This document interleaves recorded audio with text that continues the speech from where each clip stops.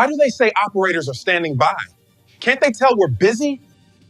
Welcome to the Lensbusters Photo Emergency Hotline.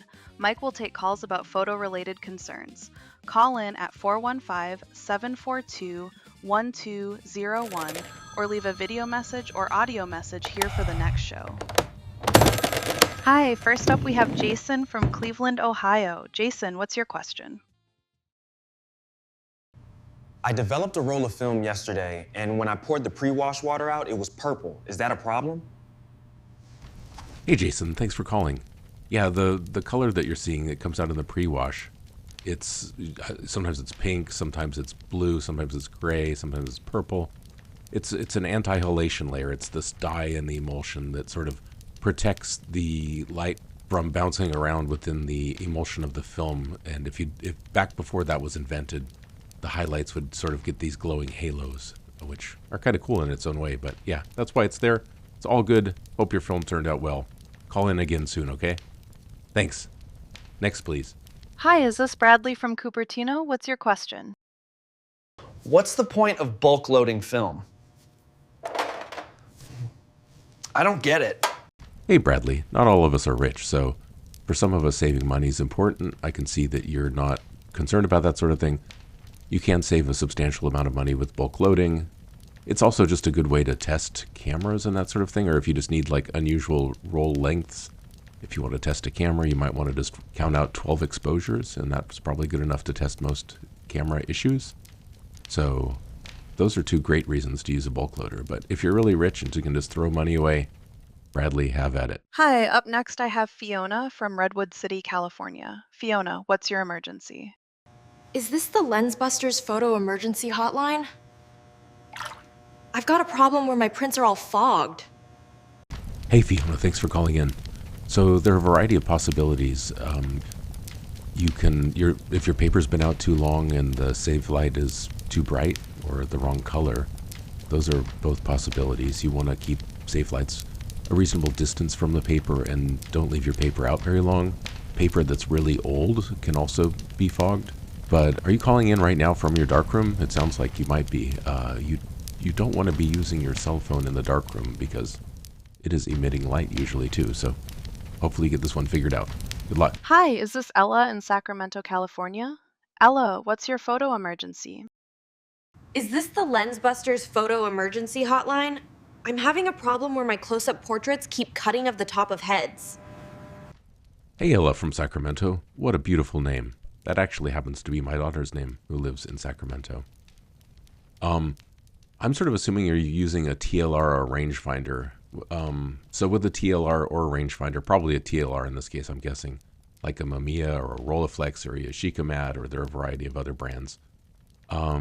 There's the viewing lens on the top and the taking lens on the bottom, and you're always chopping off the distance between those two lenses off the bottom of every photo you take. You just won't notice it with long distance photos because 2 inches a mile away you can't tell, but 2 inches from 2 feet away is noticeable. So that's called parallax error, and you can account for it simply by thinking about those 2 inches, or you can, with some cameras, there's like a little visual indicator. Like some of the more advanced Mamiya cameras have like you have to set the camera up so you sort of note which lens you're using, and it will like add a little moving red line at the top that shows how much is being chopped off. And also with the Mamiya system, you can get something called a paramender, and if you're working slowly, you can use that to basically ratchet so compose the photo that you're going to take close up, and then this gadget will ratchet up the camera, the distance between those two lenses, so there's effectively no parallax error. It takes some time, and you have to have this gadget. But those are some considerations when using TLRs and rangefinders. Thanks for calling in, Ella.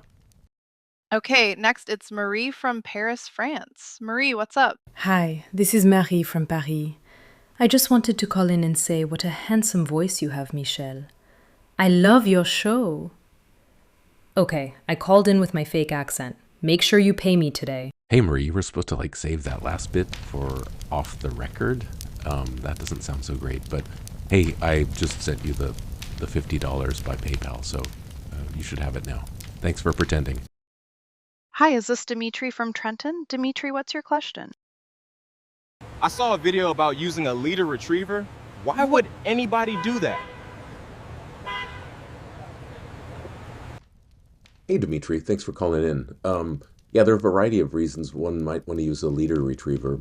One of the best ways to develop film, I think, if you're using the Patterson system and you're just a beginner and you're not used to loading film onto a reel, is you can use a leader retriever and pull out the tongue of the film and cut it and get it started in the light, and that the Patterson system sort of basically auto loads, so you can just effectively be ready to load the film with great ease getting started in the actual light.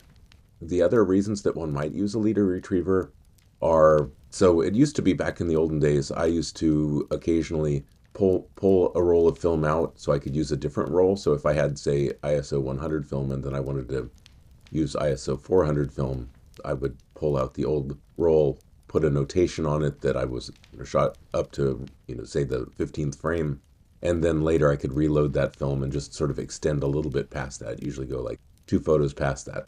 The other thing is every once in a while you'll have like an error loading or things of that nature where somehow your film ends up back in the canister even though it hasn't even gone through the camera yet. So that's another reason to use it. So check out my other video if you have a chance, and thanks for calling in, Dimitri.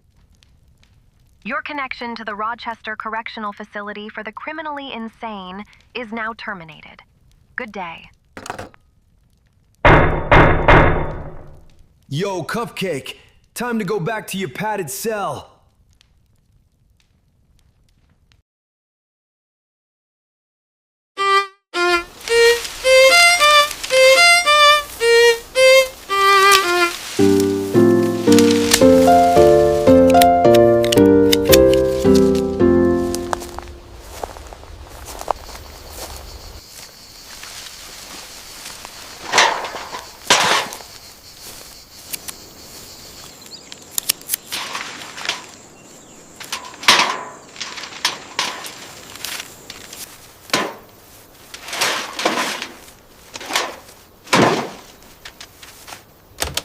Lensbusters.com.